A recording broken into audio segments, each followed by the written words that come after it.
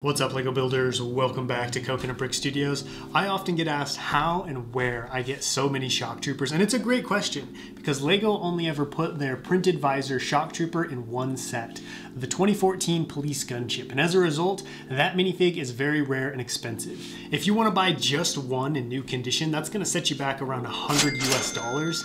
Used condition, while a better price, is still $70 US, which is a ridiculous amount of money to spend on one clone trooper. I currently have 24 shock troopers in my collection, so at $70 a minifig, I would have had to have spent nearly $1,700. I declare bankruptcy! But thankfully for me and my bank account, I spent less than $100 for all of them. And today I'm going to take you through my process of how I get my shock troopers for so cheap.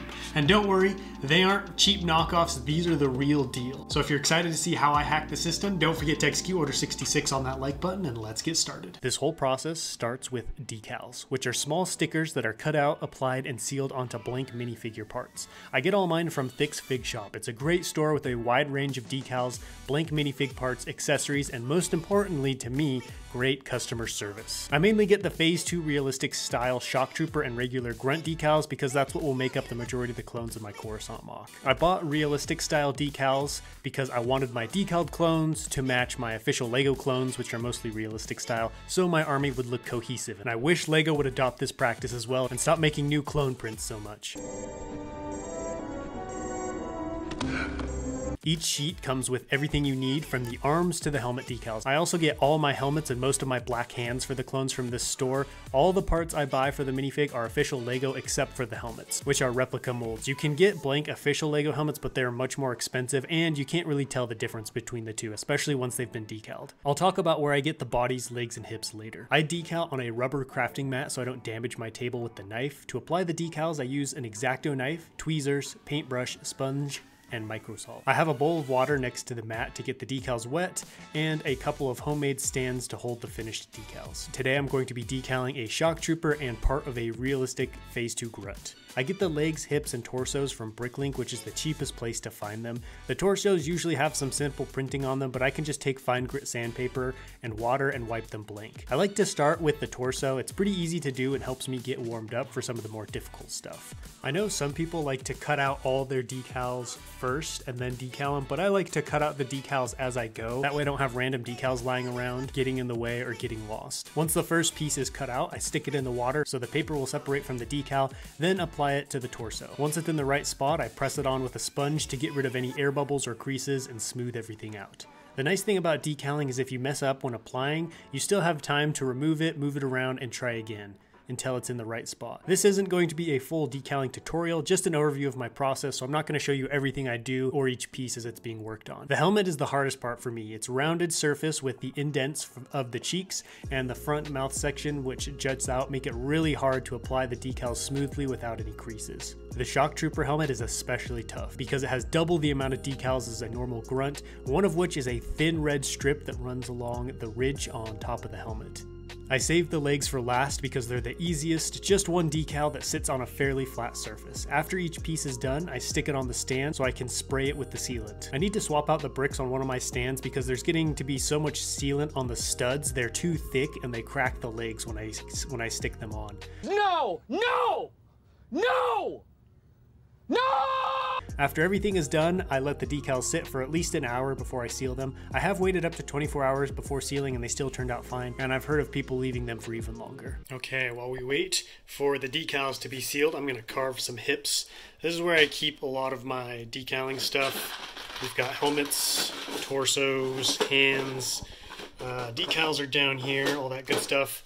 And then here is where I keep the hips. You can see some of them are still on the random legs that I buy. Okay, I've got the hips right here. Now it's time to bust out the manliest thing in my collection, the electric nail filer. This thing is awesome. Some people like to carve out the hips with an X-Acto knife, but with the volume of decals that I crank out, this was a much needed investment. It's really nice. You can control the speed to make it go super fast, slow. You can change the direction. So you got all kinds of options with this. And what I'm going to be doing is carving out the underside of these hips. That way when the minifigure's legs move back and forth, the decals on the legs don't get scraped off, because you can see on a normal minifig hip, there is no space between the top of the leg and the hip. So anytime you do something like this, it'll rip those decals right off. All right, it's party time. Once I've got a decent chunk carved out, I like to take some legs and stick them in to see how we're looking. You can see right there the leg is still touching the hip. Okay, it's now Saturday and we finally got some decent weather. This is one of the hardest things about decaling, especially during the winter, is finding a good weather to seal it in, because you can't just seal it whenever. If it's too hot or too cold, it'll mess this up and it won't seal onto the decals right. So this is what I use. It's a Ultra Cover Matte Clear. Basically what the sealant does is it acts as an adhesive which seals these decals onto the helmet, because you know they're on there pretty good right now, but I could pick or peel them off. But once they've been sealed properly, you're gonna have a real hard time getting those off. Also, if you do this, make sure you do it outside in a well-ventilated area and wear a mask. Take the proper precautions that it says on here so you don't harm yourself. Decals are out here on the balcony. I make sure to decal with the wind at my back. That way I'm spraying this way and the wind doesn't blow the sealant back in my face. I like to do 4 to 6, sometimes 7 passes. Just light passes like that. I do it from a couple different angles too. That way, you know, I can get the breathing apparatus that's underneath the helmets and get the tops of the legs and stuff like that.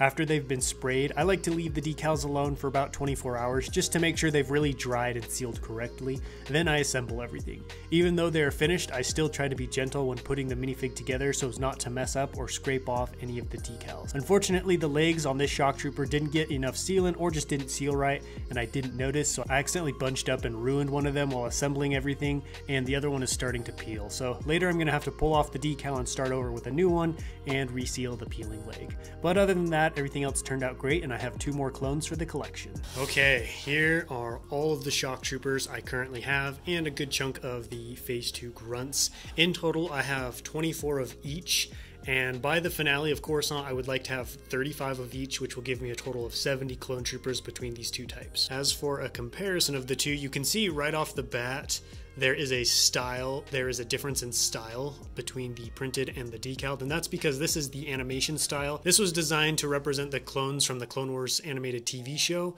whereas this style, realistic style, is meant to represent what they looked like in the live action movies. And the reason I did these over animated is because this is the style I prefer and matches most of the clones in my collection.